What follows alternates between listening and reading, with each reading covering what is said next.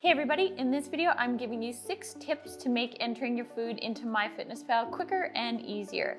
This is a follow-on video from another one I did about MyFitnessPal showing you how to do the basic setup as well as how to customize your calorie and macronutrient goals. So if you haven't watched that video, you might want to check it out after watching this one. For those of you who don't know me, I'm Melanie from Female Fitness Systems, and on this YouTube channel we talk about fitness, nutrition, and longevity. If you're new here, consider subscribing so that you catch future videos from me. One more thing before we get started. As usual in the New Zealand winter, it's bucketing down rain outside.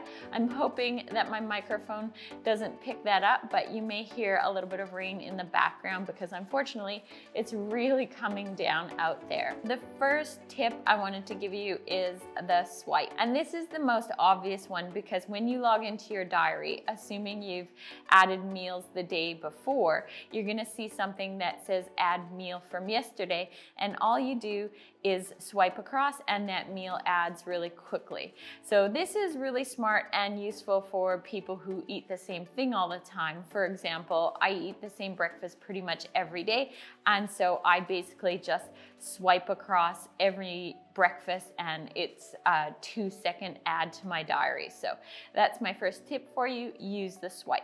So the second feature that I wanted to talk about is the copy from date.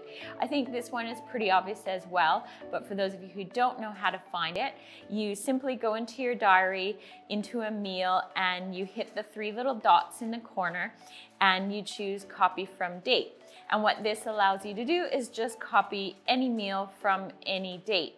And so this is a really good option for those of you who eat the same meals regularly. Much like the swipe, it's going to make entering food into your diary so much faster. And this is actually the feature that I use the most because I'm somebody who has a repertoire of meals that I pretty much repeat all the time. So a really great quick way to enter food into your diary. The third tip I wanted to give you is the quick add. So this one is less obvious, but you can find it in the same place as you find copy from date. You hit the 3 little dots in the corner of your diary and you're gonna see something that says quick add. And what this enables you to do is to simply add calories without adding all of the individual ingredients. Where I see this being the most useful is for those of you who subscribe to meal kit services or fitness meals, those kind of pre-done meals for you. And often those meals will come with the calories listed. And so rather than trying to go in and individually enter all the ingredients, you can simply enter in the calories. This is also useful for restaurants that give you the calories, and also for those of you who are a bit more advanced and may be able to estimate the calories of a meal. That's how I use this feature. Often when I eat out, I'm really good at estimating the calories of a meal, so I'll just add something there to have something in my diary, at least, even though it's not gonna be perfect and exact, at least I've accounted for what I've eaten. The only thing about this feature is that if you don't have a premium account, you can only enter in the calories and not the macros and all the other information in the meal.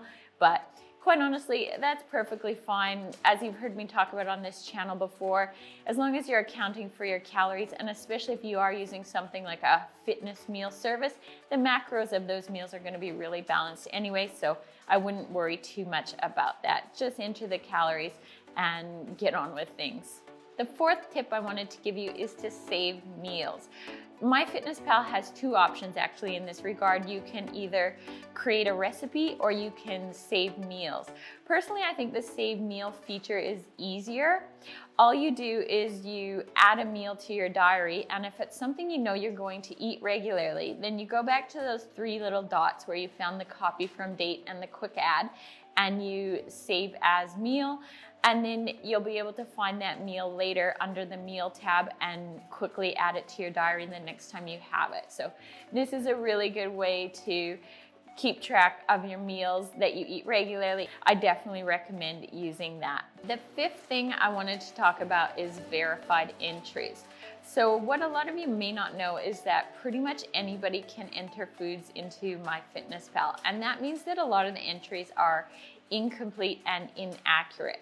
The verified entries are supposed to be more accurate and be full entries. And what that means is just that they're supposed to have all of the nutritional information.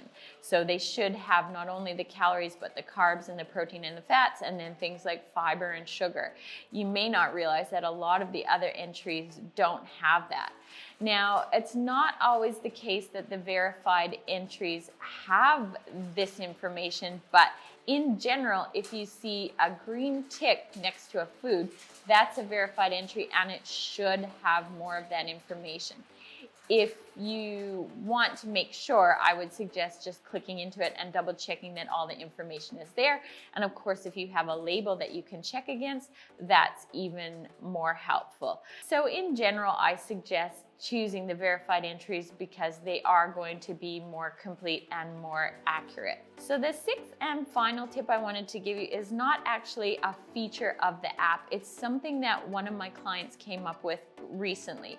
So she has signed up to do a calorie counting program with me, and she messaged me to say that there was going to be one day in her food diary that looked quite crazy because she had gone through the house and entered all of the foods that she regularly eats to populate the app in one go.